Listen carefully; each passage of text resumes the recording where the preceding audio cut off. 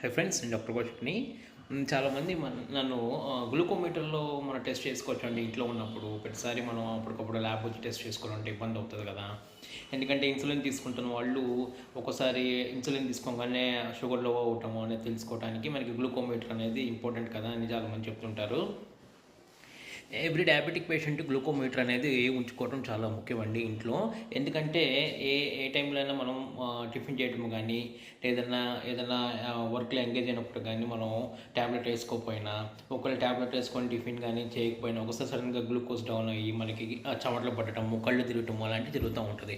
So అప్పుడు మనం వెంటనే హాస్పిటల్కి వెళ్ళేసరికి కొంచెం టైం అవుతుంది. ఈలోపు పేషెంట్ కొంచెం ప్రాణాపాయం జరిగే అవకాశం ఉంటుంది. సో మన ఇంట్లో కనుక గ్లూకోమీటర్ ఉందనుకోండి, మనం వెంటనే టెస్ట్ చేసుకొని ఎంత ఉందో బ్లడ్ షుగర్ లెవెల్స్, ఒకవేళ లో అవుతుందో less than 40 అలా కనుక వెళ్ళిపోతుంది అనుకోండి, గ్లూకోజ్ లెవెల్స్ 50, 60, 40 కన్నా వచ్చేస్తుంటే వెంటనే షుగర్ వాటర్ తీసుకోవడం లేదా దగ్గరగా ఉన్న చాక్లెట్ ఏమైనా తీసుకోవడం అలాంటివి చేసుకున్నప్పుడు ఏమవుతుందంటే మనకి పేషెంట్ ముందు అన్కాన్షియస్లోకి వెళ్ళకుండా మనం ఆపచ్చండి. ఇదొకటి మెయిన్ ఇంపార్టెంట్ అనమాట, గ్లూకోమీటర్ అనేది మన దగ్గర ఉండటం.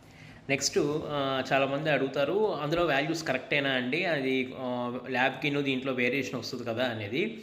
ఉంటుందండి, మీటర్ టు మీటర్ బట్టి మనకి ల్యాబ్లో ఇప్పుడు సపోజ్ ఫాస్టింగ్ బ్లడ్ గ్లూకోజ్ వచ్చేసి మనకి 120 వచ్చిందనుకోండి, మన గ్లూకోమీటర్లో మనకి ఎంత వస్తుందంటే 140 అలా వచ్చే అవకాశం ఉంటుందండి. అంటే ఒక 15-20%, అంటే 100కి 15-20 పాయింట్లు గ్లూకోమీటర్లో ఎక్కువ రావటం మనకు చూపిస్తూ ఉంటుంది.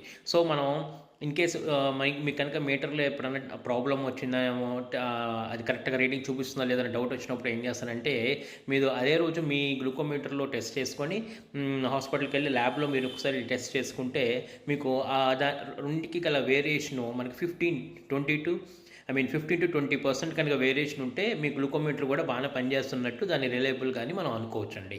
అంటే ఇప్పుడు ల్యాబ్లో కనుక 120 మిల్లీగ్రామ్స్ వచ్చిందనుకోండి ఎఫ్పిఎస్, మీ గ్లూకోమీటర్లో 140 వచ్చిందనుకోండి, సో వేరియేషన్ ఎంత ఉంది మనకి 15-20% కదా ఎక్కువ ఉంది. సో అది 15-20% మనం మైనస్ చేసుకొని సో మనకి 120 ఉందని మనం అనుకోవటం జరుగుతుంది అనమాట.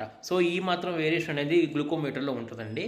అదే కాకుండా గ్లూకోమీటర్ ఏది పడితే అది కొనుక్కోకుండా ఒక ISO certified machine, FDA approved machines ఉంటాయి. అవి తీసుకుంటే మనకి ఎప్పుడైనా కానీ స్టాండర్డ్గా వాల్యూస్ రావడం జరుగుతూ ఉంటుంది.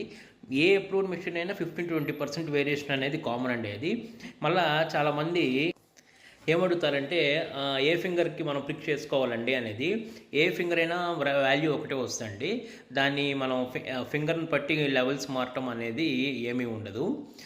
అదొకటి మనం గుర్తుపెట్టుకోవాలి.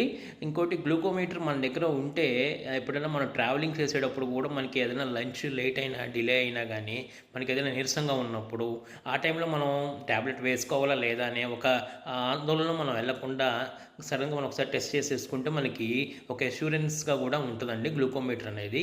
సో అది చాలా సింపుల్ ప్రొసీజరు. అది మీకు ఎక్కడ తీసుకున్నా మీరు వాళ్ళు ఎక్స్ప్లెయిన్ చేస్తారు, ఎలా టెస్ట్ చేసుకోవాలో ఏంటి అనేది, లేదా హాస్పిటల్కి తీసుకొచ్చిన డాక్టర్ ఎక్స్ప్లెయిన్ చేస్తారు. అది మీ దగ్గర ఉంటే కనుక మనం ఏంటంటే డయాబెటిక్ పేషెంట్ వరీ అవ్వకుండా ఇంట్లోనే మనం కొంచెం ట్రీట్మెంట్ చేసుకుంటా, డౌట్ ఉంటే డాక్టర్కి ఫోన్ చేసి కనుక్కోవడం అనేది చేసుకోవచ్చు. థ్యాంక్స్ అండి.